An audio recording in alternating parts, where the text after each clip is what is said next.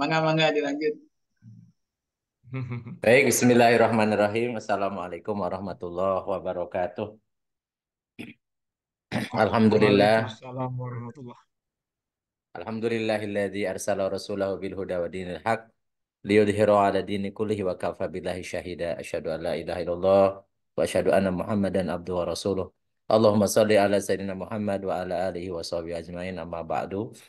Puji syukur kita panjatkan kehadirat Allah Subhanahu wa taala, salawat dan salam. Semoga Allah curahkan kepada suri teladan kita Nabi besar Muhammad sallallahu alaihi wasallam, kepada keluarga, sahabat dan pengikutnya hingga akhir zaman. Ikhwanur rahimakumullah, walaupun sebenarnya minggu depan masih ada 1 minggu sebelum Ramadan, tetapi saya sengaja supaya menjelang seminggu menjelang Ramadan itu kita sudah menyiapkan diri, sehingga saya sampaikan waktu hari Ahad itu bahwa ini kajian penutup ya menjelang Ramadan. Nanti kita mulai lagi setelah Syawal ya. Nanti biasanya nanti kita komunikasikan. Ikhwan rahimakumullah, kalau kemarin ketika kita offline, ya, kita membahas tentang persiapannya, persiapan menjelang Ramadan. Ya, pada malam hari ini saya membahas tentang fikihnya. Fikihnya artinya hukum-hukum syara terkait dengan pelaksanaan ibadah saum. Sebenarnya kita sudah biasa, tetapi alangkah baiknya kalau kita kemudian mengingatkan kembali. Jadi jadi kajian malam ini itu mengingatkan kembali tentang persiapan terkait dengan bulan Ramadan, karena memang sudah setahun lalu lah. Khawatir ada yang lupa-lupa gitu ya. Jadi kita mau fresh lagi, mereview lagi apa yang harus kita lakukan. Ya. Jadi kalau kita cerita fikih berarti ceritanya hukum syara, artinya cerita apa yang kita kerjakan. Ya, sebagaimana yang pernah saya sampaikan bahwa hukum syara itu adalah Khitabu syari al-muta'alaku bi'af'alil ibad. Jadi seruan pembuat syariat, seruan dari Allah yang terkait dengan perbuatan manusia. Nah, terkait dengan perbuatan manusia itu, kalau eh, ada perintah, ada larangan. Kalau perintahnya itu ditekankan, kalau tidak dikerjakan berdosa, namanya wajib. Kalau perintahnya tidak dengan ancaman, kalau tidak dikerjakan, tetapi dengan diberikan pahala atau pujian, itu disebut dengan sunnah. Sementara larangan kalau dikerjakan mendapatkan sanksi, itu berarti hukumnya haram. Sementara larangan kalau hanya dicela tapi tidak berikan sanksi, itu namanya makruh. Nah, sementara yang tidak ada perintah, tidak larangan, itu yang disebut dengan mubah. Dan mubah ini sebenarnya paling dominan. Jadi jadi ada yang mengatakan mubah ini sebenarnya bukan hukum syara, karena mubah itu adalah sebagian besar adalah uruf atau kebiasaan. Hal-hal yang tidak diperintahkan, tidak dilarang, hal-hal yang teknis selama tidak bertentangan dengan perintah dan larangan, maka itu disebut dengan bil ma'ruf atau sesuatu yang sesuai dengan yang baik menurut menurut kebiasaan. Nah, terkait dengan apa ibadah saum, ya kita sudah pernah menyampaikan ibadah saum itu ada dua, ada ibadah fisik, ya yang ini yang disebut dengan fikihnya, fikih siam. Nah, ada yang jiwa. Nah, jiwa itulah yang apa kita latih, ya kita latih untuk imsak. Imsak dalam pengertian menahan diri dari hal-hal yang akan membatalkan pahala. Jadi kalau imsak lahir, imsak fisik itu hal-hal yang membatalkan puasanya. Ya, sedangkan jadi imsak dari yang membatalkan puasa maksud saya. Sedangkan imsak jiwa adalah bagaimana agar kita menahan diri dari apa-apa yang mengakibatkan tidak diberi pahala oleh Allah puasa kita. Apa saja diantaranya ya apa misalnya marah. Rasulullah SAW juga melarang kita untuk ketika berpuasa marah. Artinya kita imsak dari marah, menahan diri dari marah. Kemudian imsak dari kauluzur, ucapan yang sia-sia, ucapan-ucapan yang bermuatan apa berdosa ya, ada gibah, ada fitnah, ada apa berkata bohong, bersumpah palsu dan sebagainya. Jadi yang kita bahas pada malam hari ini terkait dengan aktivitas fisiknya atau fikihnya. Nah, dalil wajibnya puasa sebagaimana yang kita sudah hafal semua adalah surat Al-Baqarah ayat 185 dan dipertegas dengan surat Al-Baqarah 185. Jadi 83, mohon maaf, dan 185. Dalam surat Al-Baqarah 183, Allah Subhanahu wa taala berfirman, "Ya ayyuhalladzina amanu kutiba alaikumusyamu kama kutiba alal ladzina min qablikum la'allakum tattaqun." Jadi yang harus ditekankan di sini yang mukhatabnya, yang diserunya adalah alladzina amanu. Insya Allah kita termasuk mukhatab, termasuk orang yang diseru karena kita adalah orang-orang yang telah beriman. Kemudian lafadznya kutiba bermakna furido, diwajibkan atas kita, atas orang-orang beriman, diwajibkan atas orang beriman sebagaimana telah diwajibkan saum ini kepada orang-orang yang beriman sebelum kita. Jadi umat-umat Nabi dan Rasul sebelum umat Nabi Muhammad. Itu diwajibkan. Nah, kemudian ada la'allakum tattaqun. La'alla itu huruf taroji. Artinya tujuan disyariatkannya puasa adalah agar tattaqun. Tattaqun itu kata kerja, bukan kata benda, bukan isim, tapi fiil. Kata kerjanya bentuknya kata kerja namanya fiil mudhore. Fiil mudhore itu present continuous. Jadi artinya la'allakum tattaqun agar kalian selalu senantiasa bertakwa. Jadi eh, tujuannya adalah prosesnya. Jadi tujuan adalah prosesnya, jadi keterikatan terhadap syariat. Jadi tujuan diwajibkannya ibadah puasa agar orang-orang telah beriman itu konsekuen, konsisten atau istiqomah dalam ketaatan. Istiqomah menjalankan perintah Allah, istiqomah meninggalkan larangannya atau istiqomah dalam bertakwa. Jadi memang bukan menjadi orang yang bertakwa. Jadi bukan la'allakum minal muttaqin. Jadi bukan agar kalian menjadi orang-orang bertakwa. Karena kalau menjadi orang bertakwa berarti sudah ada hasilnya. Jadi tujuannya adalah nanti ada hasil. Padahal di sini bukan hasil. Tujuannya adalah justru prosesnya atau kata kerjanya, yaitu agar kita semua orang yang beriman selalu senantiasa bertakwa. Nah, kemudian di dalam surat Al-Baqarah 185-nya di tengah ayat itu Allah berfirman wa man syahida minkum syahra falyasumhu. Dan barang siapa yang menyaksikan di antara kalian, di antara orang-orang beriman ini, bulan itu asyahra maksudnya bulan Ramadan, falyasumhu. Di situ ada lam, lamnya lam amar namanya. Lam pakai sukun. Maka dia harus berpuasa. Jadi maka dia harus berpuasa. Artinya di sini perintah, perintah berpuasa. Dan kemudian dipertegas dalam hadis Rasulullah SAW bahwa Rasulullah menyatakan bunyal Islamu ala khamsin. Islam itu dibangun atas 5 perkara. Syahadatun alla ilaha illallah wa anna Muhammadar Rasulullah. Yang pertama adalah syahadat bahwa tidak ada Tuhan kecuali Allah dan bahwanya Muhammad adalah utusan Allah. Yang kedua adalah iqamus sholat. Yang kedua adalah menegakkan sholat. Ya, tentunya sholat 5 waktu yang dimaksud. Wa ita'uz zakah. Kemudian yang ketiga adalah menunaikan zakat. Yang keempat al-hajju. Ya. Ini nomor 4 dan nomor 5 ya ditukar ya dalam redaksi ayat ini, hadis ini. Yang keempat adalah al-hajju. Maksudnya menunaikan ibadah haji ke Baitullah. Kemudian yang berikutnya adalah wasaumu Ramadan. Jadi saum Ramadan adalah di antara rukun Islam atau pokok dasar ajaran Islam. Oleh karena itu para ulama dan juga apa yang dilakukan oleh Rasulullah. Jadi tidak ada perbedaan pendapat bahwa puasa Ramadan adalah hukumnya wajib. Karena perintah ini disertai dengan ancaman kalau orang tidak melaksanakan ibadah puasa, maka mereka akan diancam dengan neraka. Atau bahkan orang yang sengaja batal puasa itu dapat sanksi. Atau bahkan ada orang yang eh, apa eh, dapat rukhsah pun dapat udzur kemudian dia harus membayar ya, membayar yaitu qada ataupun fidyah. Ini menunjukkan bahwa ibadah puasa Ramadan hukumnya wajib, tidak ada perbedaan pendapat. Nah, ya kapan wajibkannya? Ini kita juga sudah pernah membahas tentang sebab ya, sebab itu jadi kalau belum ada sebab penyebabnya maka belum ada kewajibannya. Ya, seperti misalnya sholat duhur wajib kalau sudah matahari tergelincir ke barat. Kemudian zakat wajib kalau sudah sampai nisab dan sampai haul. Ya, hartanya ada. Ya. Maka itu ada sebabnya. Demikian pula puasa Ramadan. Puasa Ramadan itu sebab wajibnya itu kalau sudah terlihat hilal. Rasulullah SAW bersabda, sumu li ru'yatihi wa aftiru li ru'yatihi fa in gumma alaikum fakmilu sab'ana salasin. Berpuasalah kalian, wahai umatku, ya, umat Muhammad, yaitu orang-orang beriman, berpuasalah orang-orang beriman dengan melihat hilal, bulan sabit, ya. Wa aftiru dan berbukalah nanti ya di ujung bulan ketika melihat hilal ya untuk Syawal, 1 Syawal.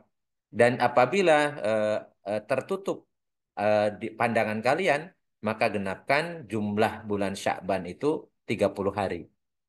Jadi puasa ini sebabnya adalah terlihat hilal. Dan kita lihat redaksi sumu itu adalah yang diseru adalah seluruh orang yang beriman. Dan orang beriman itu dan umat Muhammad itu dari Maroko sampai Maroko, ya. Min masyarikil ardi ila magharibiha.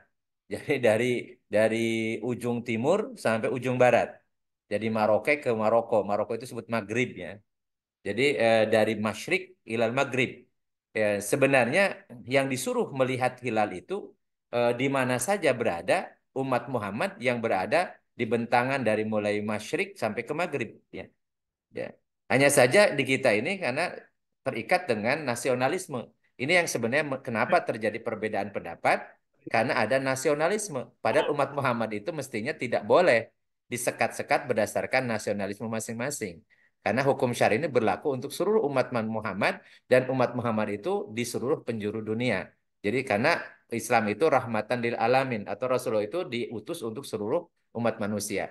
Sehingga kalau kita merefer kepada hadis ini, dan kepada faktanya, ya faktanya, karena bulan itu terbit untuk seluruh bumi, ya, kemudian lokasinya bisa di mana terlihat hilal itu sekarang itu sangat presisi karena ada hisab. Jadi hisab itu untuk menentukan di mana berapa derajat kemungkinan hilal ini terlihat. Jadi mestinya tidak berdasarkan teritorial, tidak berdasarkan wilayah nasionalisme masing-masing.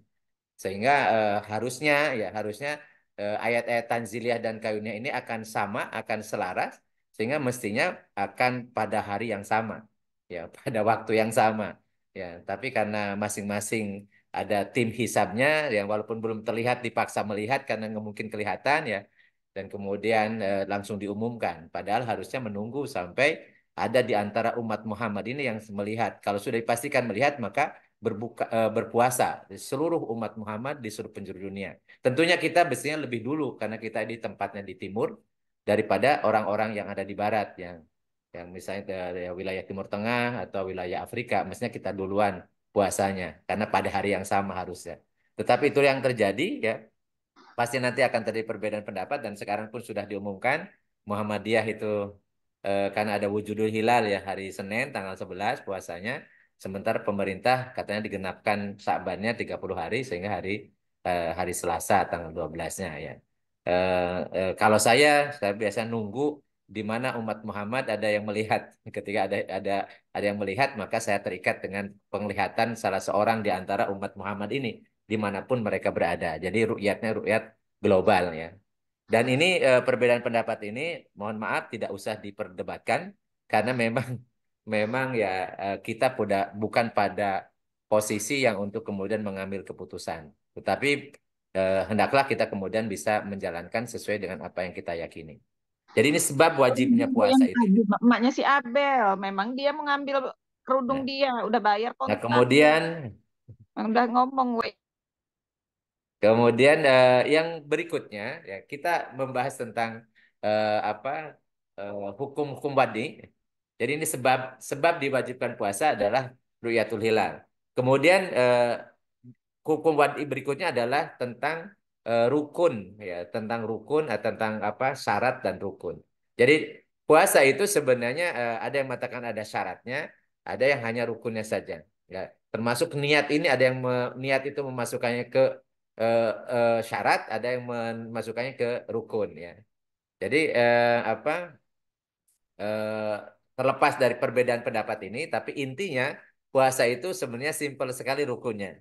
Hanya 2, yaitu niat dan imsak. Niat dan imsak. Niat itu, niat puasa itu walaupun ada yang membolehkan sebulan penuh, tetapi yang lebih kuat yaitu yang harian. Karena bisa jadi puasa hari ini, yang besoknya bisa tidak puasa karena ada rukhsah, ada uzur misalnya. Sehingga hendaklah niat puasa itu harian. Kapan mulai niatnya? Mulai tenggelamnya matahari, artinya sudah ganti ganti hari, kemudian sampai nanti terbit fajar.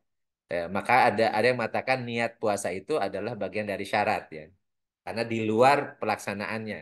Ya, tetapi ada yang mengatakan niat itu bagian dari rukun dalam setiap ibadah mahdoh. Maka kemudian ya terlepas dari apakah syarat atau rukun, kita masukkan ini hal yang harus dilakukan bagi orang yang berpuasa adalah niat. Nah, niat itu di dalam hati. Niat itu al-qasdu fil qalbi ya.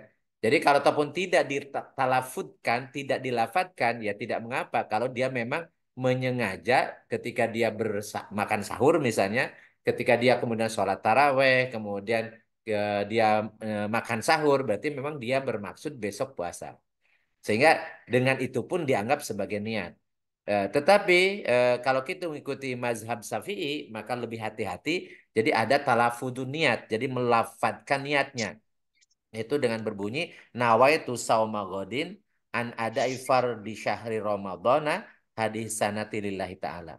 Jadi aku telah berniat untuk saum besok pagi untuk melaksanakan kewajiban bulan Ramadan tahun ini karena Allah Subhanahu wa taala, karena lillahi taala. Jadi ini syahrul Ramadana, jadi Ramadana ya karena ada yang kemudian sering berbeda tuh. Ada Ramadonin masanya karena Ramadana itu namanya kalau dalam bahasa Arab ya isim ghairu munsharif atau mamnu anitanwin. Jadi kalau majrur pakai fathah. Syahrul Ramadana dalam Al-Qur'an juga gitu, syahrul Ramadana bukan syahrul Ramadani. Jadi ini niatnya, aku telah berniat puasa besok pagi untuk menjalankan kewajiban bulan Ramadan tahun ini lillahi ta'ala. Ya. Jadi kalau pakai tidak hafal bahasa Arabnya, boleh bahasa Indonesia, boleh bahasa Sunda atau yang lain, nggak ada masalah. Ini talafudnya dan ini untuk penguat karena niat itu ada di dalam hati. Kemudian yang menjadi rukun utamanya adalah imsak. Imsak itu adalah menahan diri dari perkara yang membatalkan puasa sejak ya terbit fajar sampai tenggelam matahari ya. Ya kecuali kalau dia misalnya lupa. Lupa itu tidak karena apa tidak menyengaja berarti dia tidak batal. Kalau ataupun apa ada perkara yang membatalkan harusnya kalau sengaja kemudian dia lupa atau dipaksa ya, karena kaitannya dengan diinterogasi misalnya atau dipaksa oleh musuh dan seterusnya ya atau ada orang yang karena bodoh karena nggak tahu bahwa bahwa itu membatalkan ya karena dia belum tahu ya jadi bodoh dalam pengertian dia belum tahu sehingga kemudian karena ketidaktahuan itu bisa dimaafkan tapi sebenarnya sih apa yang jahil makzur itu mestinya sih tidak boleh terjadi ya maka dari itu kita selalu mengkaji ulang ketika kita akan menjalankan ibadah apapun ya. Jadi supaya kita tahu belajar apa, kita ingat kembali, kemudian kita paham karena kita melaksanakan ibadah harus dengan ilmu. Nah, kemudian yang berikutnya apa saja yang membatalkan dan juga makruh saat puasa. Ini bagian dari fikih juga. Yang membatalkan jelas sesuatu yang memang harusnya imsak, harusnya menahan diri, harusnya tidak melakukan, yaitu sengaja makan minum sejak terbit fajar sampai tenggelam matahari. Jadi kalau sengaja maka batal. Atau sengaja muntah, ya. Jadi kalau muntah tidak sengaja ya tidak batal, tapi kalau sengaja dimuntahkan, sengaja supaya muntah itu batal. Atau sengaja mengeluarkan sperma misalnya ya menyengaja bukan mimpi ya kalau mimpi nggak sengaja ya, maka mengeluarkan sperma ya di siang hari maka batal puasanya. Atau hubungan suami istri, walaupun tidak keluar sperma tapi dia batal puasanya. Bahkan ini nanti dapat apa kena sanksi berupa kafarot ya. Kafarotnya berat. Kemudian memasukkan benda padat, cair atau gas melalui lubang alami atau suntikan atau infus. Jadi ada yang sering bertanya bagaimana kalau kita disuntik atau infus ya. Sebenarnya kalau kalau pakai infus berarti memasukkan benda, apalagi kalau misalnya itu berupa cairan untuk penguat ya atau makanan ya dengan infus ya jelas batal ya. Atau bisa memasukkan lubang alami ya misalnya gas seperti misalnya merokok ya merokok. ya itu batal. Atau cairan udah jelas ya, atau yang padat, yang dimasukkan ke lubang alami atau disuntik atau infus. Kemudian haid atau nifas, bahkan haid dan nifas itu tidak diperbolehkan, bahkan jadi haram berpuasa. Nah, kemudian ada hal-hal yang makruh dilakukan. Makruh itu artinya sebaiknya dihindari. Yang pertama adalah berbekam atau hijama. Jadi kalau mau berbekam malam lah, habis taraweh misalnya.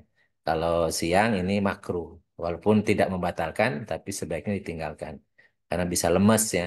Kemudian berciuman, berciuman itu juga makruh. Ya kalau sampai ejakulasi itu hukumnya jadi haram, malah batal, ya batal. Jadi tidak boleh. Kemudian mencicipi makanan, walaupun tidak ditelan, hanya di lidah saja itu makruh. Ya, sebaiknya tidak boleh dikerjakan walaupun tidak batal tapi sebaiknya ditinggalkan. Kemudian mengunyah sejenis permen ya walaupun tidak ditelan ya tapi itu ada rasa ya di lidah itu enggak juga makruh. Kemudian rendam air dingin atau berenang pada siang hari yang panas itu juga makruh. Menikmati sesuatu yang didengar, dilihat, diraba, dicium dan semacamnya. Jadi bisa mendengar apa hal-hal yang kemudian mengundang syahwat atau melihat sesuatu yang mengundang syahwat, meraba sesuatu yang mengundang syahwat atau seterusnya itu juga apa makruh hukumnya. Atau misalnya masakan kemudian di siang hari atau di sore hari ya sengaja menghirup apa aroma masakan sehingga jadi segar itu juga dimakruhkan. Walaupun tidak batal tapi hukumnya makruh sebaiknya tinggalkan. Demikian pula menggosok gigi atau bersiwak sesudah zuhur sampai maghrib itu makruh. Berkumur atau menyerap air ke hidung agak keras dari sampai masuk ya, masuk sampai terasa ini itu hukumnya makruh. Jadi hanya membasuh bagian di di lubang hidung luar saja. Nah, kalau berkumur-kumur, kalau sebelum zuhur itu masih diperbolehkan. Tetapi kalau sesudah zuhur itu makruh karena bisa jadi tadi membuat apa bagian rongga mulut itu merasa segar dan itu dikhawatirkan untuk apa bisa membatalkan. Kemudian rukhsah yang tidak berpuasa. Rukhsah itu hanya keringanan. Jadi kalau orang mendapat kesulitan, maka berubah dari hukum azimah mendapatkan rukhsah keringanan. Nah, tapi itu kalau masyakoh ya. Dan masyakoh pun harus ada alasannya. Alasannya ya yang disebutkan dalam dalil seperti yang disampaikan oleh Allah dalam surat Al-Baqarah ayat 184 ayaman makdudat yaitu puasa itu pada hari-hari yang telah ditentukan. Faman kana minkum maridon yang pertama siapa saya di antara kalian yang maridon yang sakit maksudnya sakit yang karena sakitnya tidak mampu berpuasa. Jadi bukan hanya sakit misalnya sakit tidak ada hubungannya dengan puasa ya. Ini buat orang yang sakit. Dan kalau misalnya sakit ini kalau di bawah puasa tambah parah atau akan jadi bisa tidak sembuh atau apa akan memperlama sakitnya misalnya. Maka ketika dia sakit yang berpengaruh terhadap puasa maka dia boleh atau dikasih keringanan untuk tidak berpuasa dan nanti bayarnya kodok ketika di 11 bulan sesudah bulan Ramadan. Kemudian wa 'alal ladzina au ala safarin au ala safarin atau orang yang sedang dalam perjalanan. Jadi ini lafadznya pakai ala artinya orang sudah ada di perjalanan bukan akan perjalanan. Jadi ada kebiasaan ada orang nanti katanya mau besok mau mudik maka kemudian tidak berpuasa. Jadi kalau belum di perjalanan ya belum dapat rukhsah. Jadi yang dapat rukhsah itu seorang yang sudah di perjalanan. Jadi sudah berangkat dari awalnya mungkin malam hari sudah sahur, sudah niat puasa, tapi begitu di perjalanan dan perjalanannya itu jarak safar. Jarak safar itu lebih dari 80 kilometer, ya, dari lebih dari 80 kilometer. Kemudian di situ ada kesulitan, ada misalnya kelelahan, kecapean. Nah, maka apa dia membatalkan puasa, dibolehkan, dikasih rukhsah keringanan untuk berbuka. Tetapi nanti bayarnya kodok. Jadi tidak boleh memaksakan diri sampai sampai mengakibatkan mudorot bagi kesehatannya ya. Rasulullah SAW pernah melewati seseorang di perjalanan, kemudian orang ini sedang dikerumuni temannya, kemudian Rasulullah bertanya, ma bala huwa, kenapa orang ini? Kemudian orang-orang sekitar mengatakan, huwa so'imun ya Rasulullah. dia sedang berpuasa ya Rasulullah. Kemudian kata Rasul, laisa minal birri antasuma fi safar. Bukanlah suatu kebaikan kalian memaksakan diri berpuasa di perjalanan. Itu kalau sampai saya lemes seperti itu. Tapi kalau dia di perjalanannya misalnya enteng, naik kendaraan ber-AC, kemudian bisa istirahat di mana saja, kemudian itu kemudian istirahatnya di hotel, tidak ada kesulitan, maka wa intasumu khairul lakum. Jadi kalau seperti itu maka berpuasa lebih baik bagi kalian. Jadi tidak usah ngambil rusuh karena tidak ada kesulitan misalnya walaupun sedang perjalanan.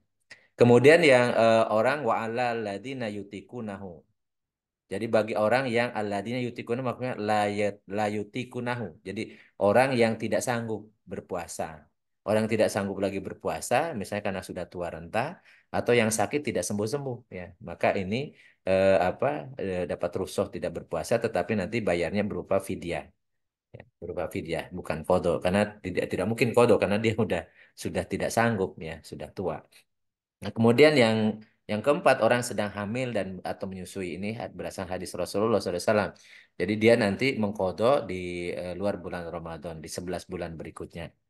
Apa alasannya hamil itu karena kesehatan anak atau karena kesehatan dirinya itu sama saja ya hukumnya hanya bayar mengkodo saja. Kemudian orang yang sedang haid atau nifas bahkan ini haram berpuasa.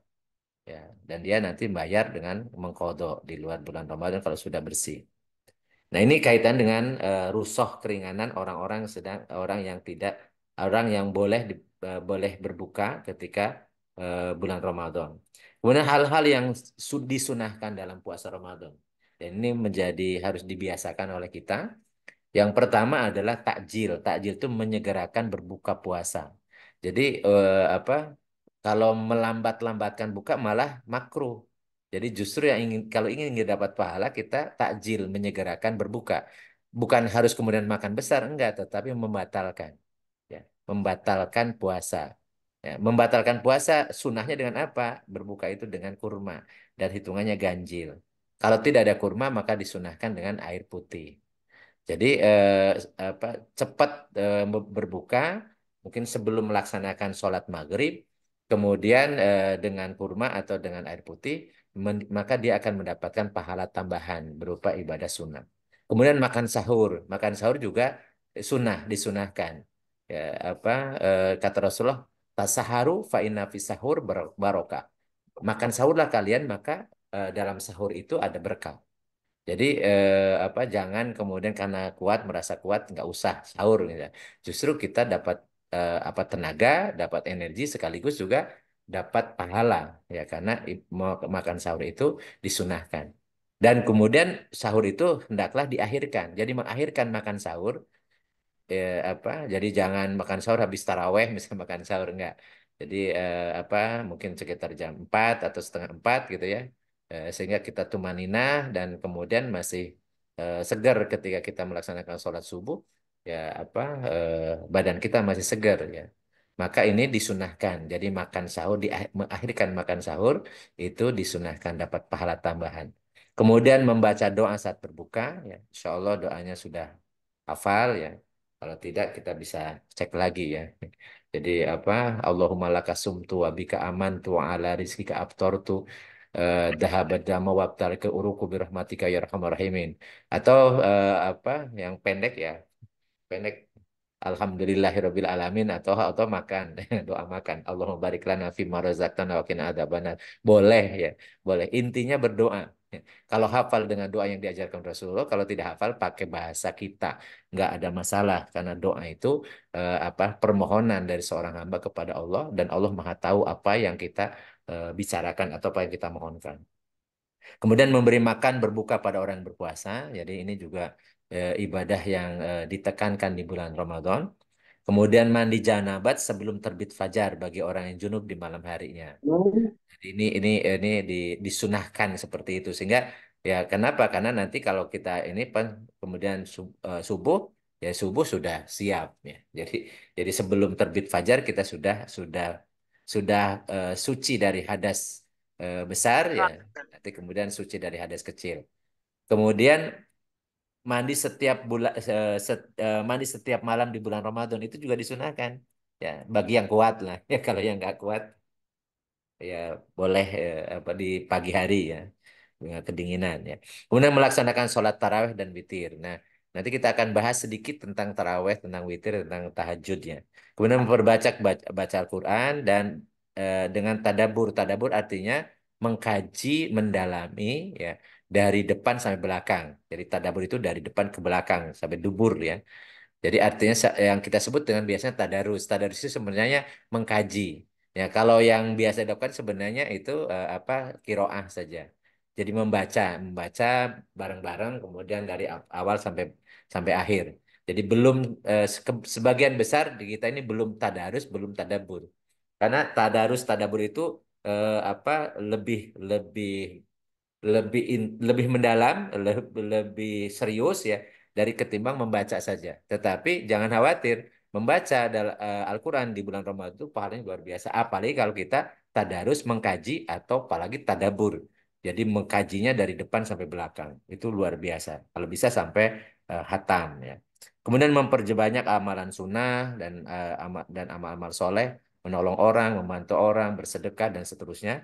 Kemudian meninggalkan yang bercuaca caci maki ya. Jadi jangan menjadi orang yang humazah lumazah gitu ya. Ya tinggalkan kemudian kemarin-kemarin yang sisa-sisa pemilu misalnya udah lupakan saja nggak usah dipertahankan kita sedang berpuasa ikut-ikutan saling caci maki dan seterusnya. Kemudian berusaha makan dari yang halal tentunya karena kita berpuasa maka puasa itu ya tidak akan diterima kalau misalnya kita makan untuk berbuka yang kita makan untuk makan sahur dari yang haram. Ya kemudian bersungguh-sungguh di 10 hari terakhir ya, karena di situ ada satu malam yang lebih baik daripada 1.000 bulan. Jadi ada malam Lailatul Qadar. Nah ini hal-hal yang disunahkan. Nah adapun keutamaan-keutamaan bulan Ramadan, waktu offline kita sudah berbicara ya. Jadi apabila datang bulan Ramadan, idza ja'a Ramadhanu Futihat ababul jannah, dibuka pintu surga. Maksudnya adalah pintu-pintu kebaikan Allah menganugerahkan apa pahala apa memberikan pahala yang berlipat-lipat sehingga seakan-akan pintu surga dibuka lebar. Wagulikot abwabunar dan ditutup rapat pintu neraka karena kemaksiatan ya atau berbuat durhaka di bulan Ramadan itu ruangnya jadi sempit. Jadi hawa nafsu akan apa terkendali karena sedang berpuasa. Ya, jadi sehingga dia akan pintu neraka itu ditutup. Kemudian wasufidatil syayatin dan setan dari kalangan jin itu dibelenggu. Artinya tidak diberikan keleluasan untuk menggoda manusia. Kecuali dari setan dari kalangan manusia ya, yang sering menggoda untuk memprovokasi agar temannya tidak berpuasa itu lain karena harusnya itu juga dibelenggu gitu ya. Nah, kemudian di dalam apa bulan Ramadan itu ada satu malam namanya malam Lailatul Qadar itu lebih baik daripada 1.000 bulan. Inna anzalnahu fi Lailatul Qadar wa ma adraka ma Lailatul Qadar Lailatul Qadri khairum min alfi syahrin. Sesungguhnya kami telah menurunkan Al-Quran pada malam Lailatul Qadar. Ya, kita tahu diturunkan Al-Quran itu di bulan Ramadan. Nah, tapi malam malam kemuliaan itu kapan? Ya, itu rahasia. Kenapa? Kenapa kok tidak diketahui? Bukankah ada nuzulul Quran? Nah, nuzulul Quran itu adalah malam ketika Rasulullah SAW menerima wahyu pertama kali di Gua Hiro. Itu tanggal 17 Ramadan. Jadi sebutan nuzulul Quran. Sedangkan Lailatul Qadar adalah malam diturunkannya Al-Quran secara keseluruhan dari Sidratul Muntaha ke langit bumi. Sehingga Rasul pun tidak tahu. Dan itu kejadiannya pada malam kemuliaan atau malam Lailatul Qadar. Ya, yang kata Rasulullah itu pada 10 hari terakhir bulan Ramadan atau pada hari-hari ganjil 10 hari terakhir bulan Ramadan. Tapi karena ini bisa awalnya berbeda ya ganjil dan genapnya, maka 10 hari terakhir bulan Ramadan hidupkan saja. Insya Allah akan mendapatkan satu malam yang lebih baik daripada 1.000 bulan.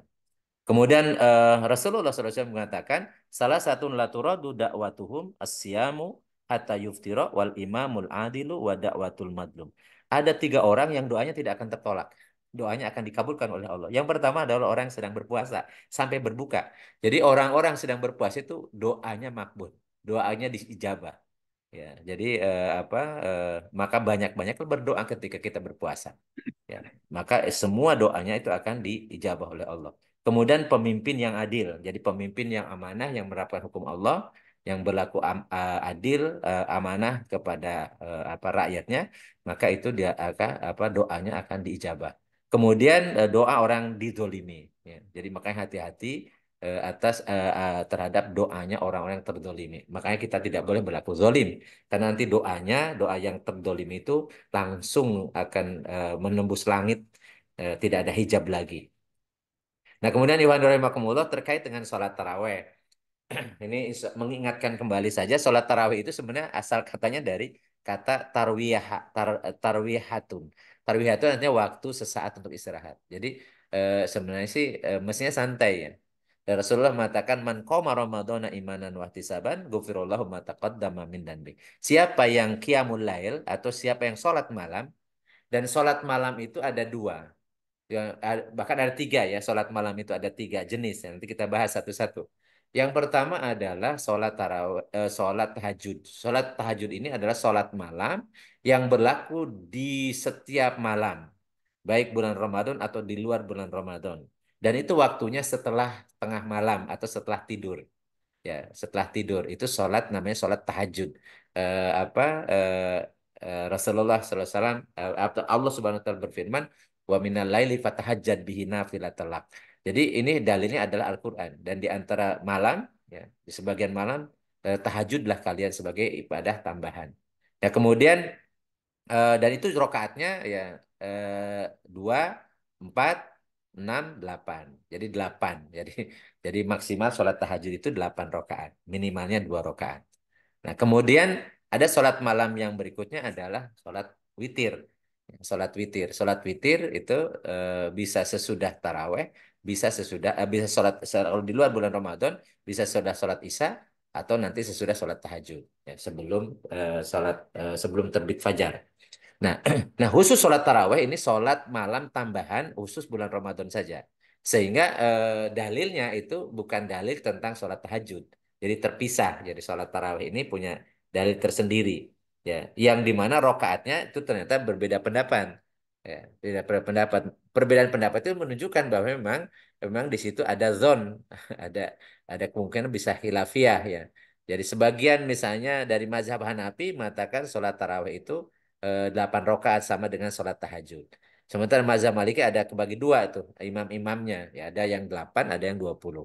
Mazhab Syafi'i ini yang kompak ya. Seluruh mazhab Syafi'i itu mengatakan sholat tarawih itu 20 rakaat. Nah, mazhab Hambali itu ada sebagian 8 atau yang ada 20.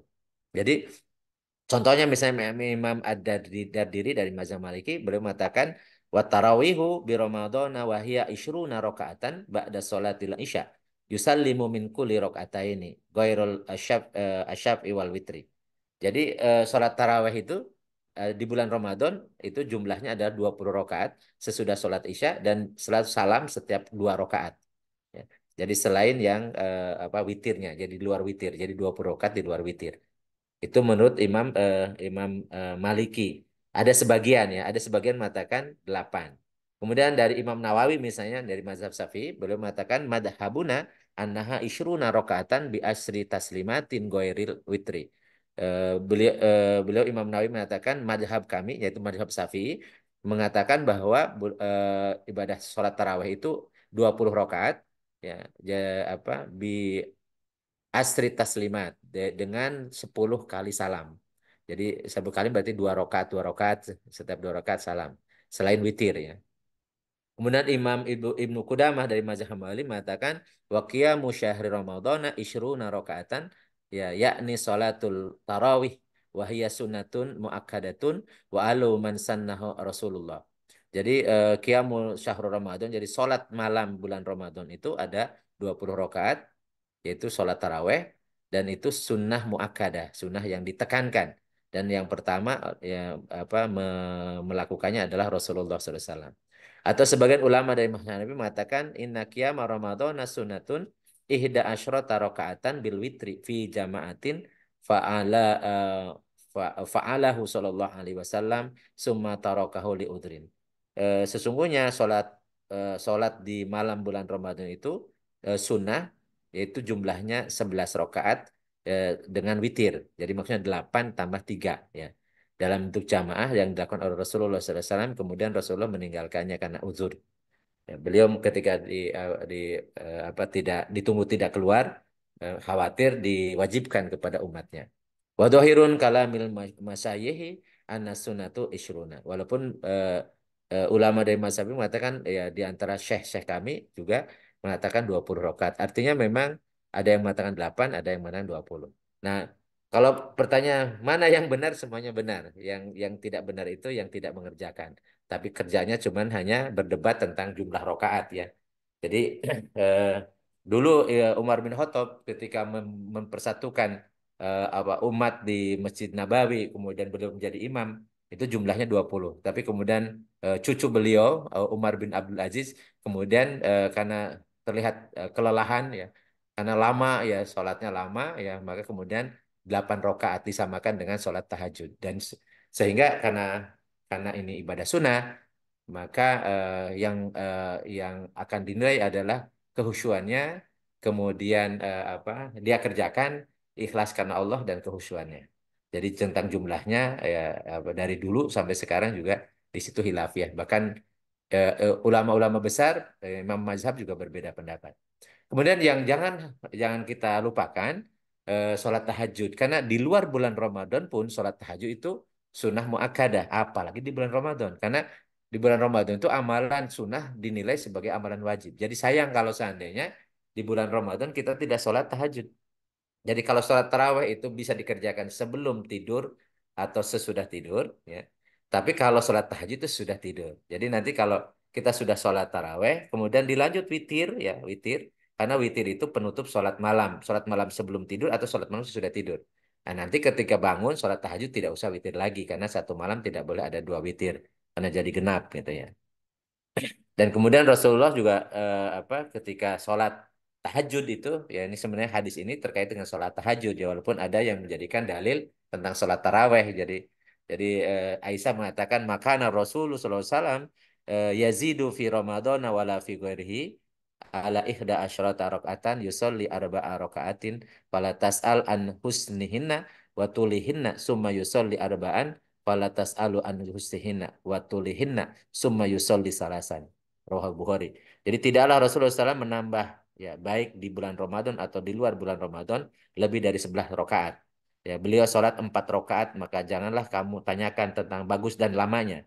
Kemudian beliau sholat 4 rakaat lagi dan janganlah kamu tanyakan bagus dan lamanya. Kemudian beliau mengerjakan sholat 3 rakaat. Jadi ini sekali-kali dengan sholat tahajud dan sholat witir yang biasa dikerjakan oleh Rasulullah setiap malam, baik di bulan Ramadan atau di luar bulan Ramadan. Karena ada kata-kata lamanya dan baiknya. Jadi memang itu lama sekali kalau beliau sholat tahajud. Jadi ini dalil ini sebenarnya terkait dengan sholat tahajud, tapi sering digunakan sebagai apa dalil tentang sholat taraweh. Ya, pada terpisah sebenarnya. Ya.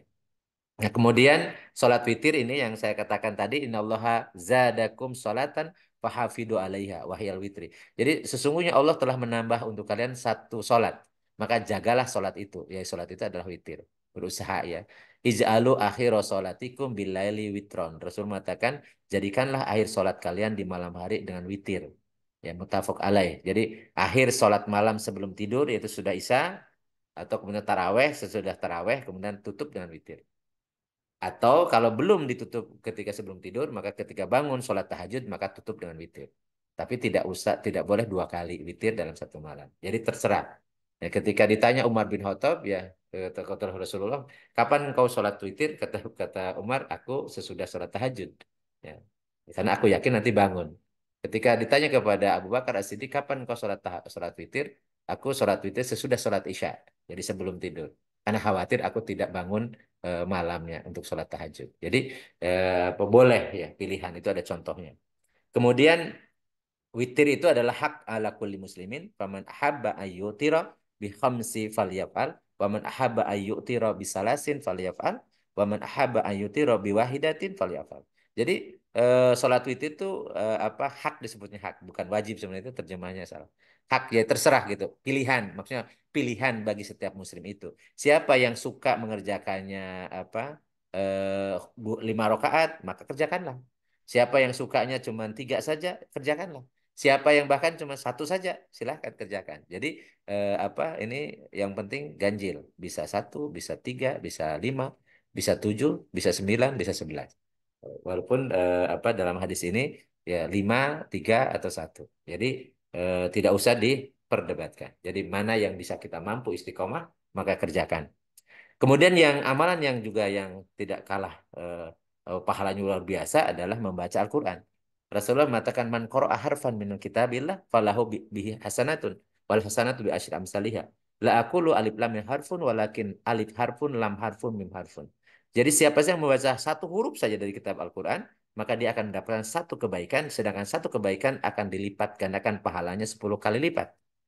Aku tidak mengatakan alif lam mim itu di depan mapatul suar ya alif lam mim itu satu satu huruf tetapi alif satu huruf lam satu huruf mim satu huruf. Bayangkan itu di luar bulan Ramadan juga seperti itu satu dibalas satu huruf dibalas 10 kali kebaikan. Apalagi di bulan Ramadan yang Allah lipat gandakan bukan hanya kali 10 tapi kali 70 kali 700 atau kata terhingga.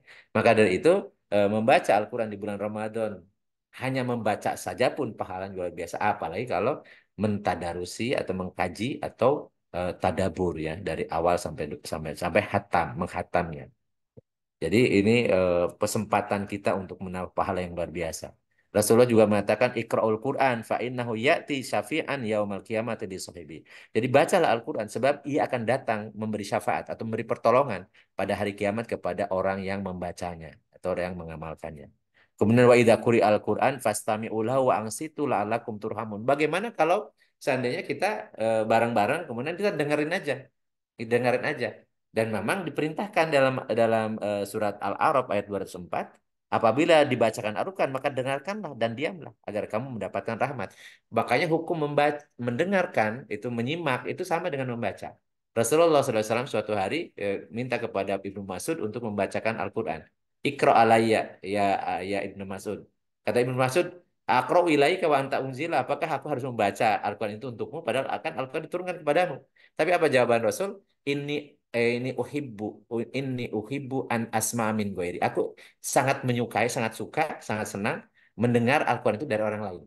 Maka kemudian Ibnu Mas'ud membaca surat surat An-Nisa sampai ayat yang berbunyi wa kaifa idza ji'na ala kulli ummatin bisyahidin wa ji'na bika ala haula'i syahidan. Bagaimana pendapatmu wahai Muhammad apabila untuk setiap kaum Allah turunkan seorang saksi, saya seorang rasul dan engkau diutus oleh Allah untuk menjadi saksi bagi seluruh umat. Jadi seluruh umat. Kalau dulu para nabi itu untuk satu umat, sedangkan Rasulullah SAW untuk seluruh umat manusia. Kafatan linnas. Atau misalnya rahmatan lil alamin. Maka kemudian kata Rasulullah, yakfi alan. Udah cukup seperti itu. Ketika Ibnu Mas'ud menoleh, ternyata wa ainahu tadrifani. Kedua mata Rasulullah itu menangis. Jadi ini artinya ini menjadi hukum tersendiri bahwa kalau kita menyimak bacaan Al-Quran dari bacaan orang lain, baik itu dari kaset, dari apapun, atau dari orang yang sedang baca, kita bareng-bareng ngariung, kemudian ada satu orang baca, kita dengerin, maka itu hukumnya sama dengan membaca, insya Allah. Jadi ini banyak cara yang bisa kita lakukan untuk mengumpulkan pahala sebanyak-banyaknya. Jazakumullahu khairan katsira. Mungkin kalau ada yang perlu didiskusikan, saya persilahkan, monggo saya kembalikan waktunya ke Uda Daniel. Terima kasih Ustadz. Alhamdulillah kita sempat menyentuh 31 orang ya malam ini, Masya Allah. Ya, dan saya sudah tulis. Silakan kalau ada yang mau bertanya. Pertanyaan belum sempat dilihat di chatting, tidak ada. Mungkin ada yang mau langsung. Silakan raise hand. Nanti saya berikan waktu untuk memberikan pertanyaan atau tanggapan. Silakan. Kalau belum ada, mungkin saya bisa dahulukan saya dulu, Ustadz. Boleh, Tadi, mangga, mangga silahkan. Masya Allah, ada tiga, tapi satu udah terjawab, Ustadz. Mengenai mengerjakan sholat witir. Saya pernah melihat, mendengar bahwa sholat itu tuh sebaiknya penutup. Jadi kalau mau niat tahajud, ya eh, sebaiknya jangan witir dulu. Tapi rupanya Ustadz sudah menjawab, ya bahwa ada dua caranya Umar, caranya Abu Bakar. Kalau Umar melakukan setelah tahajud, kalau Abu Bakar eh, khawatir kalau nanti tidak terbangun, ya tidak bangun tahajud, akhirnya sholat witirnya setelah sholat taraweh ya, kalau tidak Iya. salah, sholat isya. Sudah terjadi. Yang Yang kedua, ini masalah kodo, Ustadz. Ya. Itu bagaimana hukumnya kalau yang bersangkutan belum bayar, tetapi sudah dipanggil. Ya, ini wanita ya, sudah Ya. dipanggil. Makanya tadi juga ada keponakan saya tegur, itu bukan saya tegur, ya saya ingatkan. Sebaiknya begitu selesai masuk Syawal ya dibayarlah di kodoknya. Apa? Mm. Takutnya nanti ada terjadi, ya kan kita tidak tahu usia kita ya, nggak Iya. taunya Ya. dipanggil belum mengkodok ya, belum mengkodok ya. Ya. Eh, yang terakhir ini masalah menjalankan menjalankan mazhab ya itu. Saya pernah dengar bahwa antum katanya kalau mau jalankan mazhab jangan dibagi, jangan di mix katanya. Ya satu aja, kalau Syafi'i ya Syafi'i aja gitu loh. Saya termasuk orang yang mungkin masih belajar ya Ustadz ya, masih Ya. banyak yang di mix nih. Apa yang di mix? Yang paling telak adalah yang mengenai rakaat sulat taraweh. Ya, dan sekarang saya banyak nih ikut menjalankan yang mazhab Syafi'i ya, ya termasuk doa kunut itu pun baru saya jalankan ya. Nah, ini bagaimana Ustadz kalau kita Ya. masih melakukan mix nih ya, Ya. mengenai menjalankan fikih dari keempat mazhab tersebut. Kita tidak Ya. tidak kekeh ke satu mazhab saja.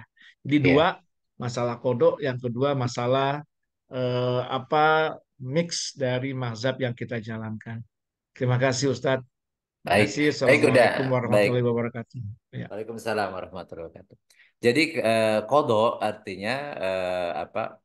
Melaksanakan bukan pada waktunya. Jadi kalau melaksanakan pada waktunya namanya adaan. Makanya ketika niatnya kalau kalau pas waktunya itu nawa itu saumagodin an adain. Jadi ketika melakukan pada waktunya. Nah, itu beda dengan yang bukan pada waktu namanya kodoan.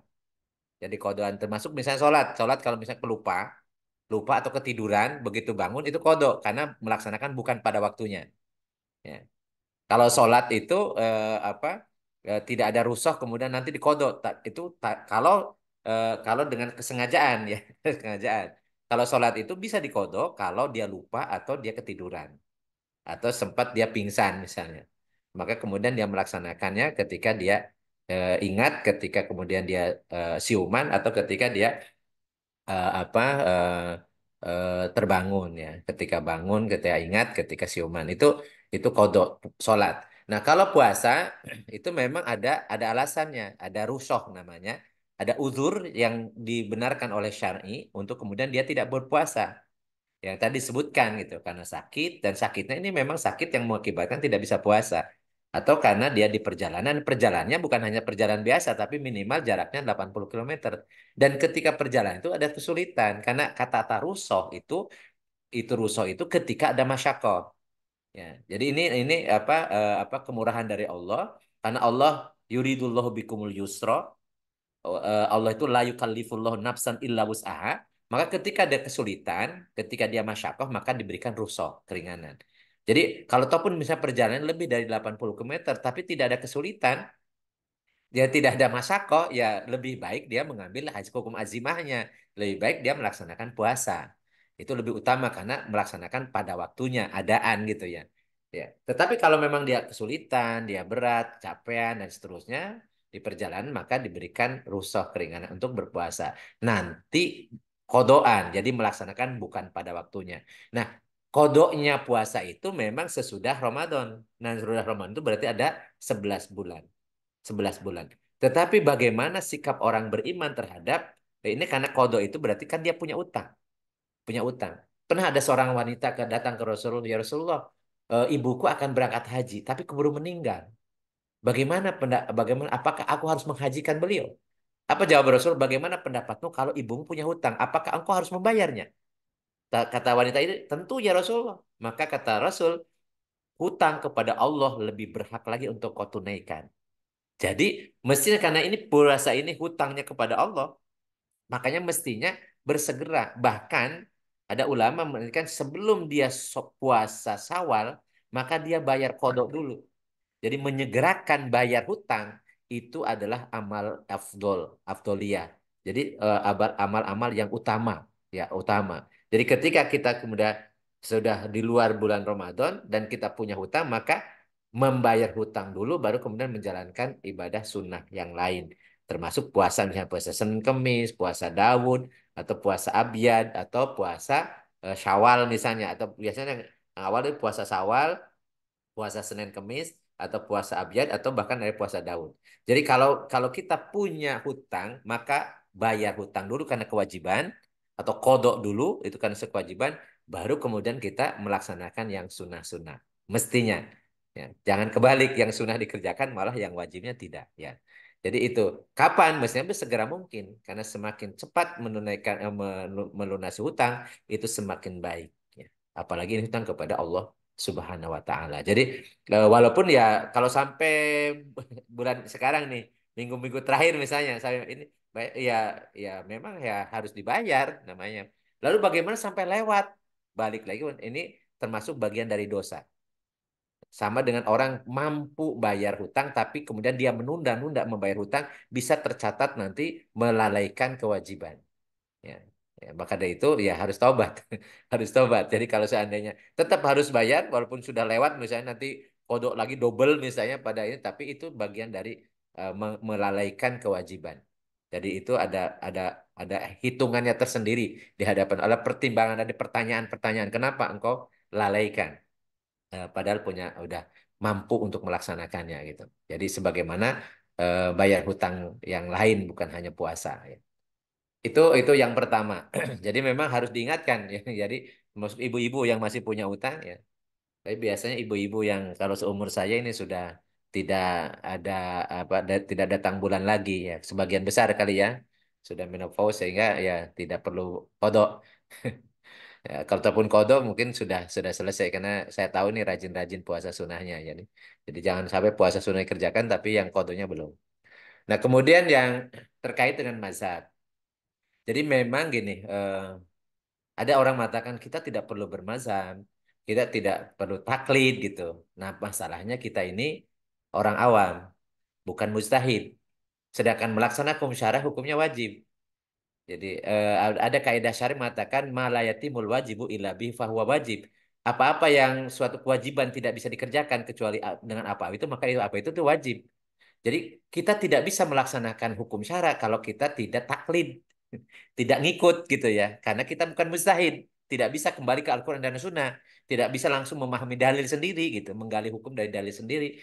Maka kemudian ya kita wajib taklid. Nah, terus taklid itu apakah taklid itu harus apa semuanya kepada satu orang saja atau kepada satu mazhab saja? Enggak, enggak. Jadi ada taklid itu ada namanya muqallid. Orang taklid itu namanya muqallid. Muqallid itu ada muqallid am, ada muqallid mutabi. Muqallid am itu pokoknya ikut aja lah. Kenapa kena ikut? Karena percaya, ya yakin. Nah, yang nggak boleh itu ketika ada beberapa pendapat, kemudian dia pilih yang paling enteng, yang paling mudah. Sebenarnya dia bukan taklid, tetapi dia ngikutin hawa nafsunya. Ya, itu kalau itu milih-milih berarti mengikuti hawa nafsu dia, bukan mengikuti mujtahid, bukan mengikuti mazhab, tetapi mengikuti hawa nafsunya. Dia milih-milih. Tetapi kalau kemudian dia kenapa dia dalam misalnya tentang tentang sesuatu hukum, misalnya sholat subuh dengan kunut, misalnya kunut subuh mengikuti mazhab Syafi'i, tetapi misalnya tarawehnya ikuti mazhab Hanafi, ya nggak apa-apa, nggak apa-apa. Dan karena khilafiyah ini pasti dalam ranah yang disunahkan, hal-hal yang sunnah. Jadi tentang apalagi tentang rokaat, rokaat itu memang khilafiyah dari awal. Jadi para mazhab juga berbeda pendapat. Makanya kalau sholat taraweh, apakah sah kalau sholat taraweh 2 rakaat? Sah. Apakah sah kalau misalnya sholat tarawihnya 4 rakaat saja karena buru-buru ikut cuma 2 rakaat udah selesai? Ya sah. Atau bagaimana kalau misalnya kalau sempat saya kemudian di masjid ngimami ada 8, biasanya karena jamaah di sini 8 rakaat. Kemudian kalau sempat saya di rumah tambahin 12 lagi karena saya ikuti mazhab Syafi'i. Itu kalau sempat. Kadang-kadang begitu sampai ke rumah udah capek ya tidur. Kemudian besoknya pagi-pagi bangun bangun sholat tahajud, nggak tambah 12 itu waktunya karena capeknya, karena ngantuknya, karena harus sahur dan seterusnya. Ya nggak ada masalah karena memang kaitan dengan pelaksanaan yang sunnah itu ada kaidah usulnya. Ma la yudroku kulluhu la yutroku kulluhu. Jadi apa-apa yang tidak bisa melaksanakan semuanya, jangan ditinggalkan semuanya. Jadi kalau tidak bisa 20 rakaat, ya jangan sama sekali enggak gitu. Jadi 8 rakaat ya nggak apa-apa gitu. Sama dengan sholat witir. Kalau nggak bisa kita 11 rakaat, ya jangan sampai enggak sama sekali. Ya 1 rakaat pun boleh. Faliyab al kata Rasul. Ya kalau siapa yang pengennya cuma 1 rakaat ya kerjakan aja. Jadi yang sunnah-sunnah seperti ini sebenarnya tidak strict ya. Kita ini kan kita nggak konsisten dong dengan ini. Karena kalau tidak dikerjakan pun tidak berdosa. Karena yang sunnah ya. Orang misalnya tidak sholat taraweh, itu ya tidak berdosa. Jadi jangan sampai kemudian gara-gara jumlah rokaat kemudian pasea berat ribut ya sampai kemudian mereka sholat enggak ya ketika sholat pun tidak khusyuk ya, kemudian ya apa isinya apa pertengkaran-pertengkaran yang seperti ini mestinya tidak usah dilakukan ya karena hukum syara ini untuk dikerjakan bukan yang diperdebatkan. Dan seorang mukallid itu ya cukup dengan sikoh saja percaya. Percaya saya ke guru saya itu ngajarkan, katanya ini dari mazhab Syafi'i. Udah ikut saja, walaupun mungkin kita tidak tahu dalilnya. Dalilnya ini kuat atau lemah gitu. Karena kita pada posisi sebagai mukallid. Yang penting bagi kita adalah kita menjalankan hukum syara ini didasari dengan kita yakin ini benar dan yang diajarkan oleh guru kita ini juga benar. Ya, kemudian kita kerjakannya lillahi ta'ala karena Allah Subhanahu wa taala. Maka itu sudah cukup. Dulu zaman hidup Rasulullah ketika ada orang datang masuk Islam gitu ya, kata Rasulullah mandi, syahadat, sholatlah. Ya tentunya mereka sholatnya gimana dong? Kata Rasul, Sallu kama ra'aitumuni usolli. Sholatlah kalian sebagaimana kalian melihat aku sholat. Udah, ngikutin aja. Gitu aja. Dia ya, mungkin nggak ngerti ini apa, yang percaya aja, ngikuti aja apa yang dia lihat dari depannya. Yang di depannya melihat ke depannya lagi, yang di belakang Rasul melihat Rasul. Jadi waktu hidup Rasul pun, itu tidak semua orang melihat Rasulullah sholat. Karena Rasul jadi imam, yang di belakangnya, yang paling depan aja yang melihat. Yang belakang itu melihat punggung yang di depannya. Terus gitu. Dan itu sah. Sah seperti itu. Yaitu pelaksanaan hukum syara. Jadi pelaksanaan syara itu udah nggak usah diperdebatkan. Nggak boleh sulit. Ini gimana 8 atau 20 ya 8 20. Karena 20 ngebut banget justru kalau ngebut itu bermasalah. Karena di antara sholat itu ada rukun namanya tumanina. Jadi tumanina itu artinya jelas clear perbedaan antara satu rukun dengan rukun lain. Namanya tumanina. Jadi karena 20 kemudian ngebut banget tanpa nunina bahkan kalau mungkin di mazhab Syafi'i ya yang 20 rakaat itu kalau tidak tumanina maka tidak sah. Karena satu rukun tidak dikerjakan sama dengan ya tidak sah rakaat itu. Jadi ya terlepas perbedaan pendapat ya mohon ya kalau ataupun 20 jangan ngebut ya. Tetap harus tumanina. Batasan tumanina itu baca tasbih setiap rukun itu tiga-tiga. Itu udah jadi monggo ini tidak Ada cerita tentang pertanyaan ngemix. dari Kang Iwan, Ya, bagaimana mangga. kalau kadang 8, kadang 20 gitu loh. Ya, tadi sudah saya jawab, boleh. Silakan. Boleh ya? Oh ya Oh, sudah. silakan. Ya kan kadang kadang Sudah kita terjawab ngikut ya, misalnya Kang Iwan ya. di masjid yang ada yang 8. Kemudian ada juga Hmm, ngikut yang di masjid yang 20. Atau seperti misalnya saya iya. kadang-kadang saya genapkan 20, kadang-kadang nggak sempat jadi cuma 8 saja gitu. Ya, jadi ya Baik, insya Allah sesuai kemampuan kita. oke. Ada lagi pertanyaan? Silakan,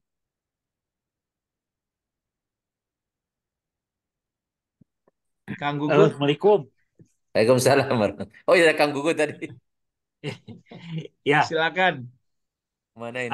kan yang Oh masalah iya. sholat witir.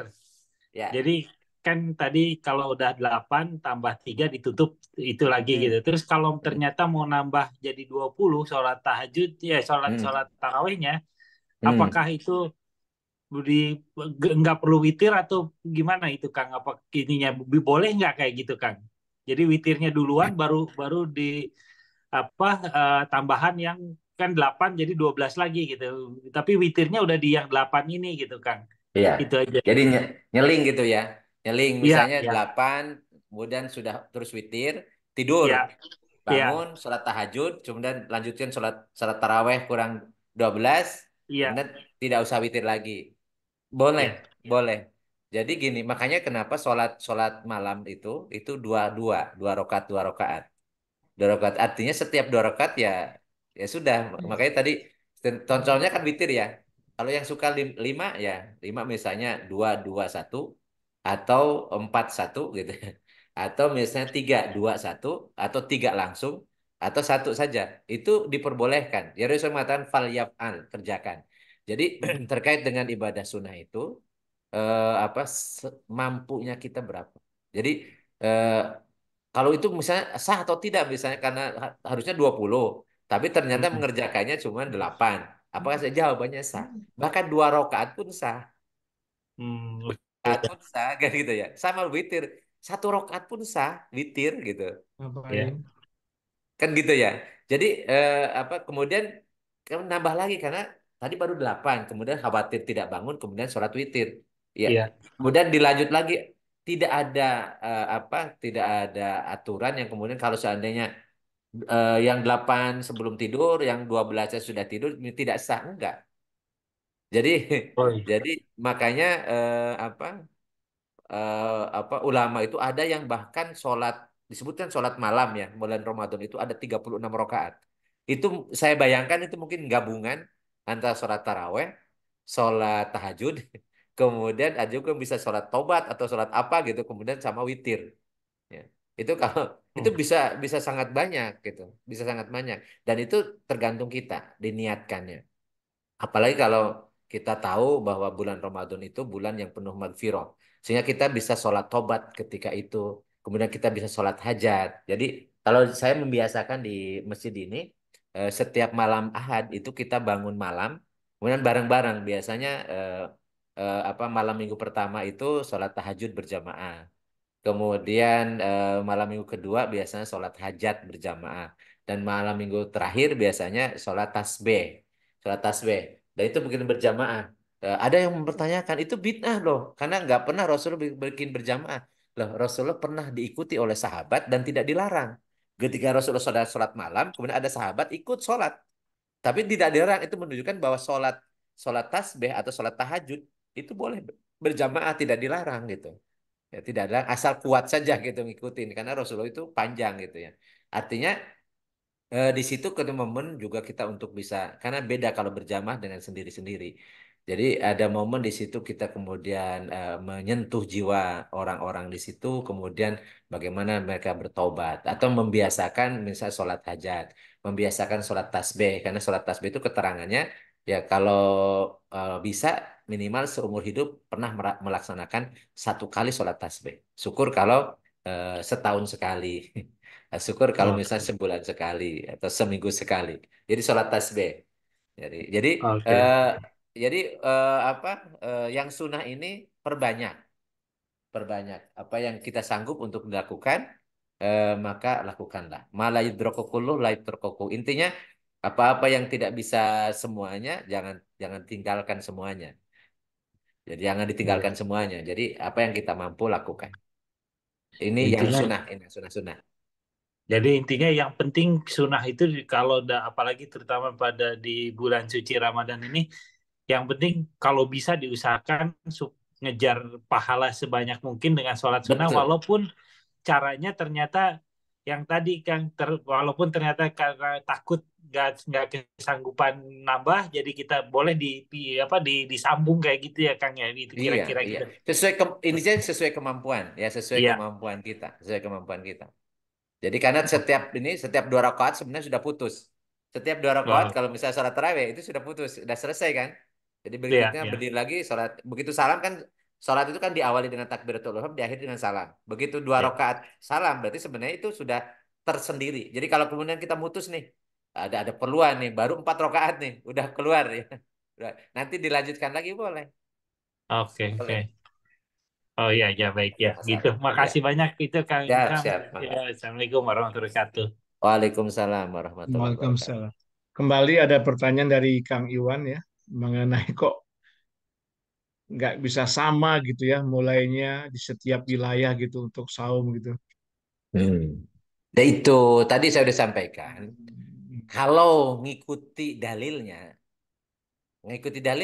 harusnya sama. Karena Islam itu kan saya sudah pernah nyampaikan dulu ya. Ayat-ayat Ya, tanziliyah dan ayat kauniyah itu tidak akan mungkin bertentangan.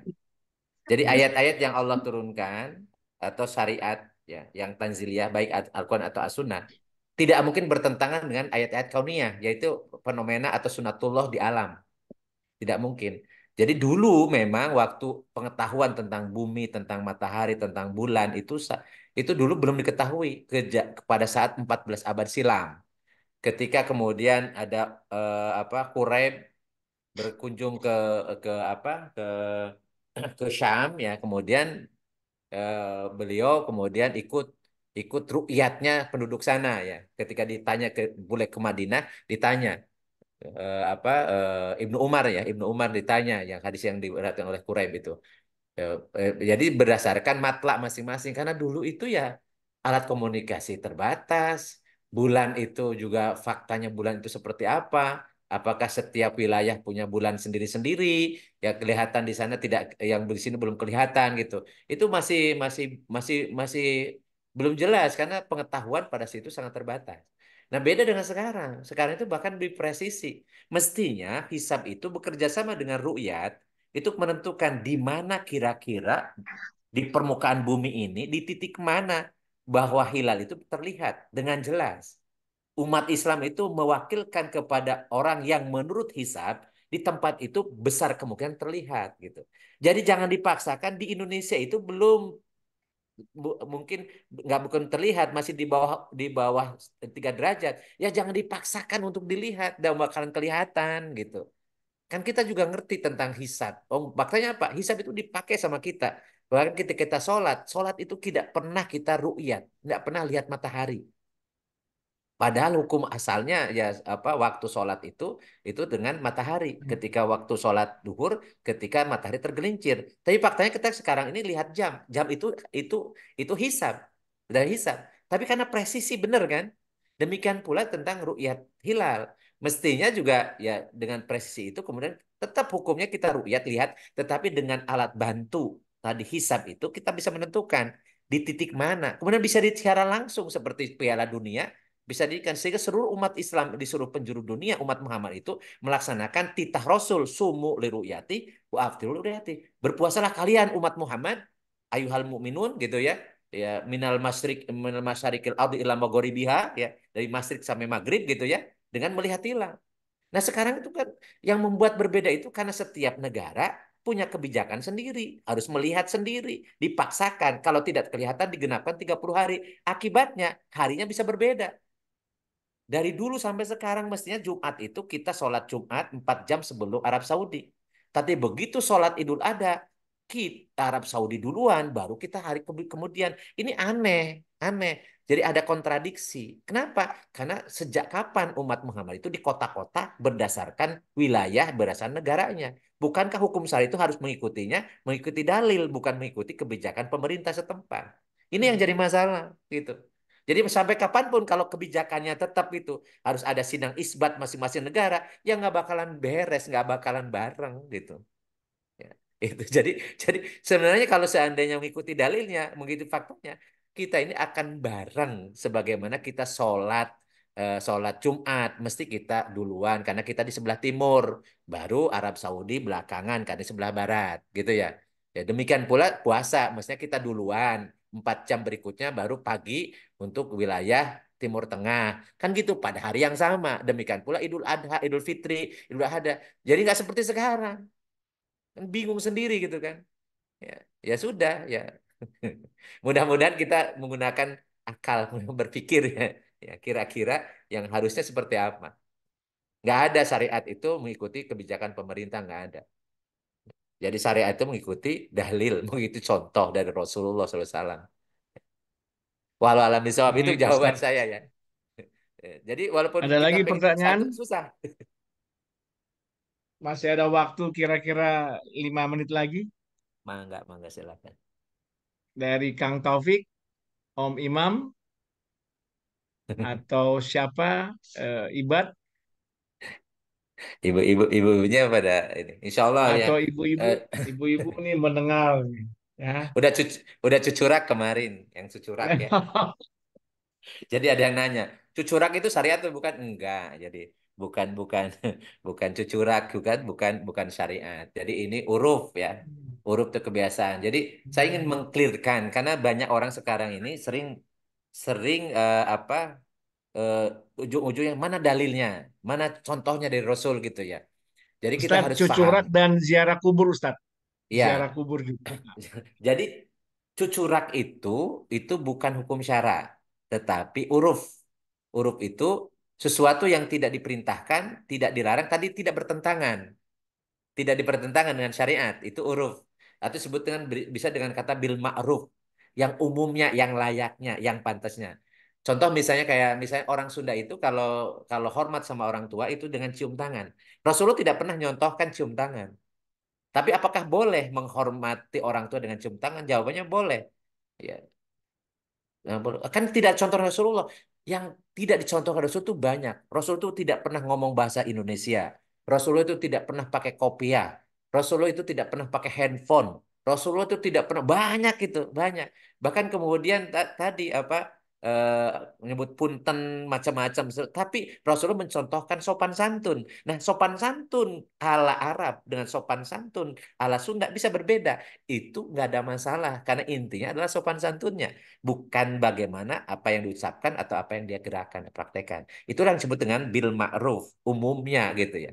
Jadi dalam Al-Quran coba itu misalnya hubungan suami istri juga bil ma'ruf, muasyarah bil ma'ruf. Maksudnya umumnya seperti apa?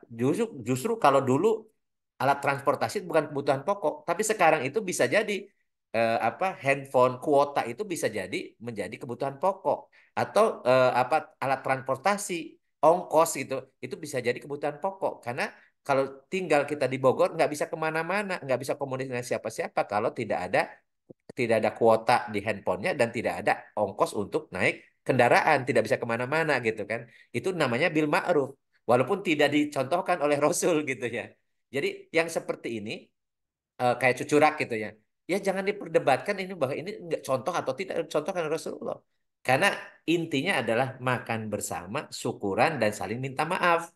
Nah, saling minta maaf itu disunahkan oleh Rasul apalagi menjelang bulan Ramadan. Kemudian apa berbagi itu juga disunahkan dan seterusnya. Sedangkan caranya ya silahkan. Itu namanya uruf atau kebiasaan apa kalau beda dengan ziarah kubur itu syariat karena Rasulullah mengatakan nahaitukum an ziyaratil kubur fal ana fajuruha. Jadi Rasulullah mengatakan dulu aku melarang kalian ziarah kubur ketika akidah umat ini belum kuat. Jadi ada yang kemudian jadi khurafat minta-minta ke kuburan. Tapi sekarang kata Rasul fajuruha fa innaha tadhkiratul maut. Jadi sekarang ziarah kubur lah karena ziarah kubur itu mengingatkan kematian.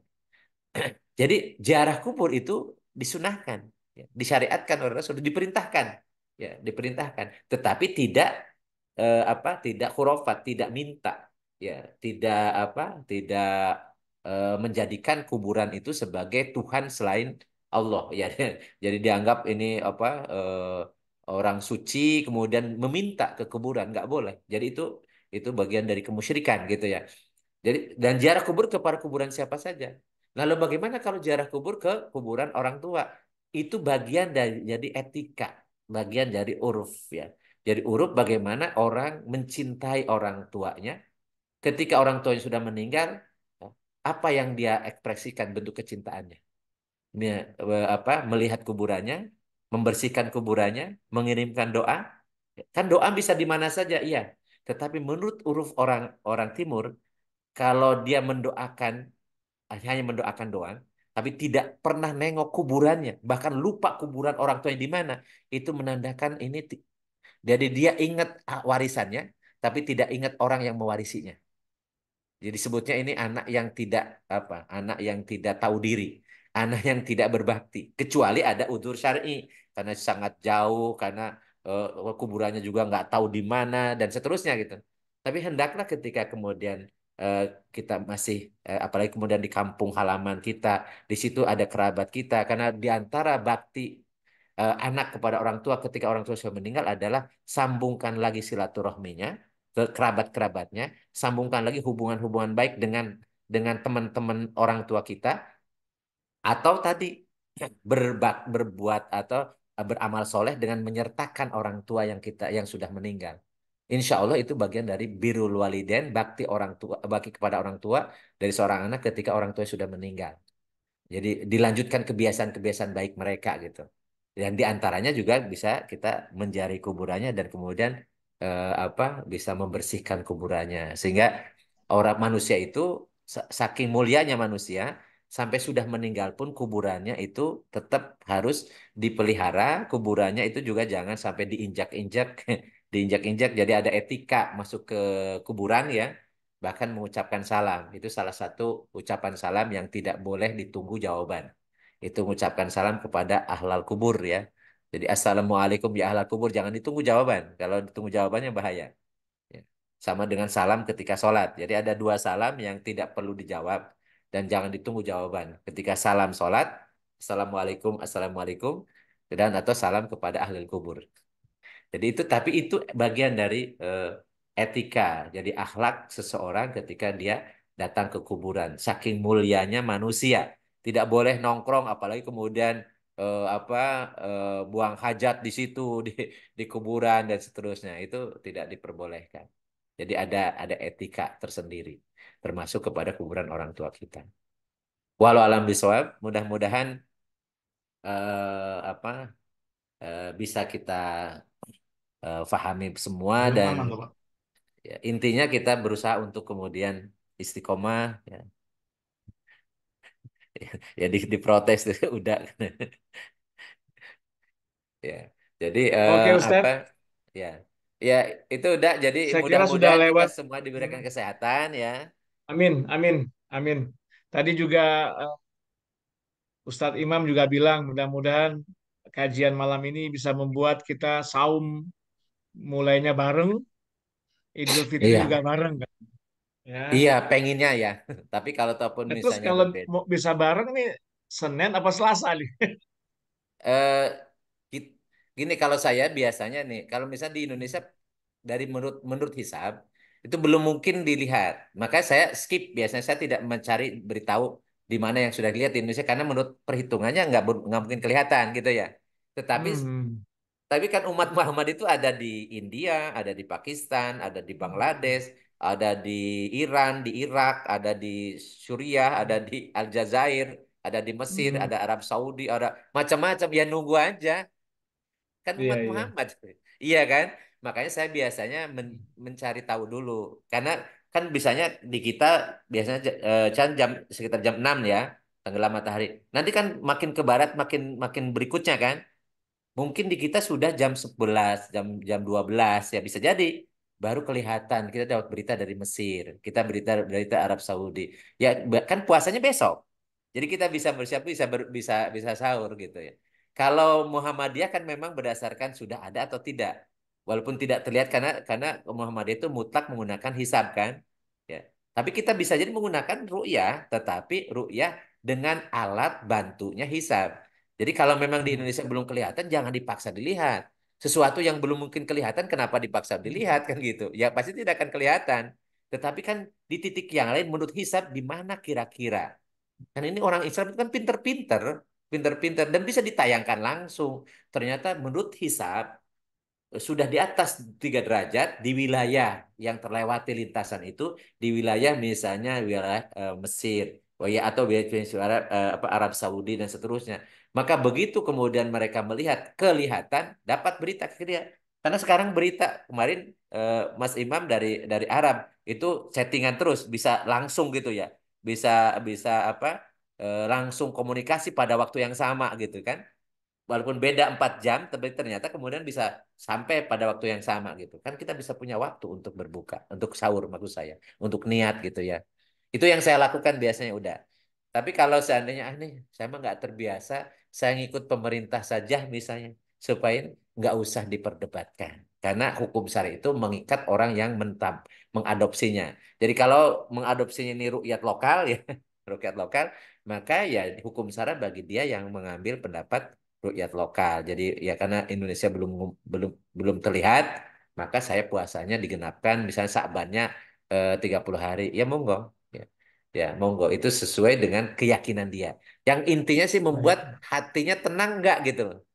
Tapi kalau saya tuh kalau ngikutin itu saya nggak tenang kok hukum syara ngikuti pemerintah sih bingung saya. Sejak kapan dalilnya adalah kebijakan pemerintah?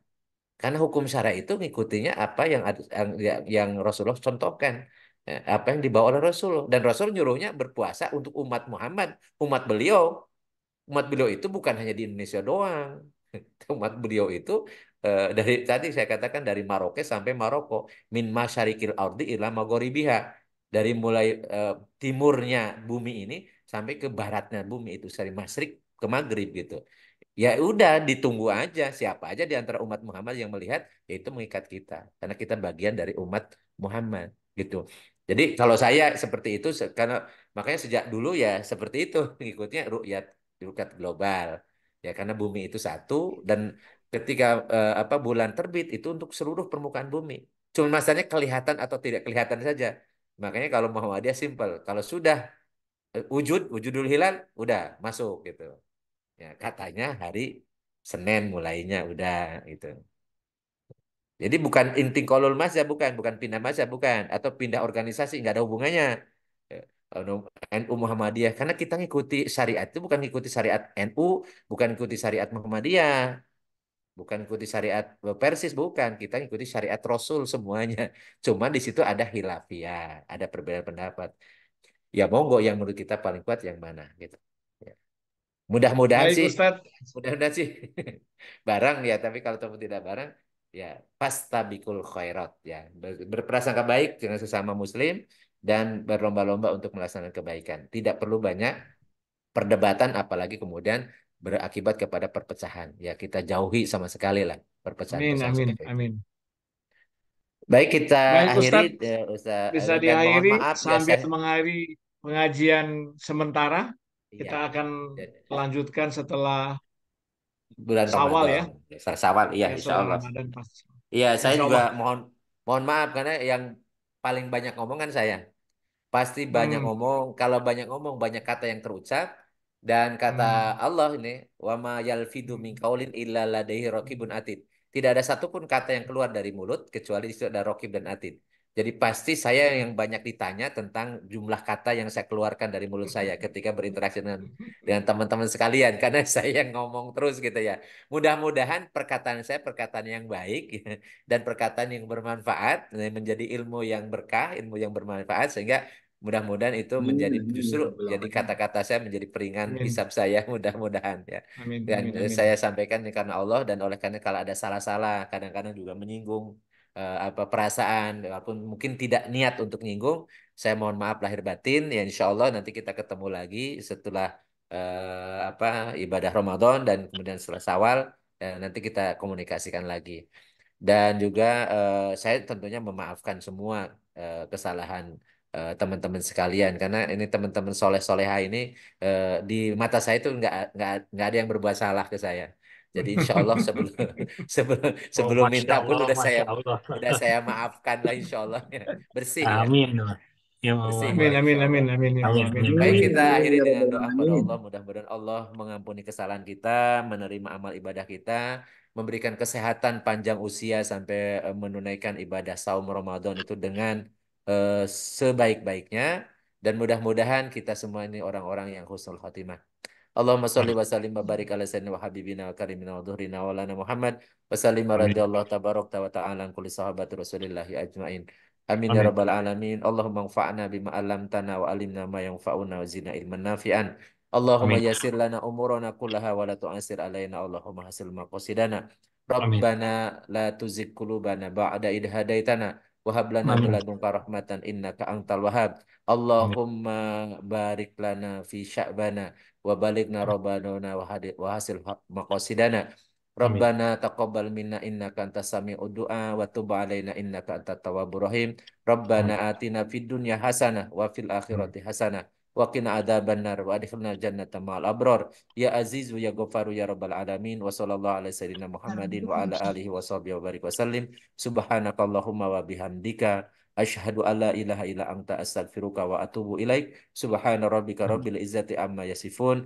Wassalamun alal mursalin walhamdulillahi rabbil alamin. amin, ya Rabbi. Billahi taufiq wa hidayah. Assalamualaikum warahmatullahi wabarakatuh. Waalaikumsalam warahmatullahi Waalaikumsalam. Waalaikumsalam wabarakatuh. warahmatullahi Jazakallah khairan wabarakatuh. Ustaz. Syukran, Ustaz Sam. Atur Sama-sama, nuhun Pak mangga. Ustadz. Mangga semuanya. Nuhun Ustaz Selamat Sam, berpuasa. mudah-mudahan Mangga, ini Nana. Syukran. semuanya Jazakumullah khairan. Amin. Jazakumullah khairan Ustaz. Assalamualaikum. Waalaikumsalam warahmatullahi Izin wabarakatuh. saya tutup ya.